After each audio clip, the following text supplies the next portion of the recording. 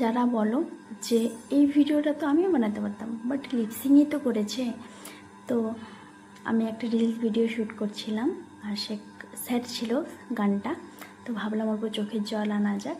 তো দেখো আমি চোখের জল কী করে আনি।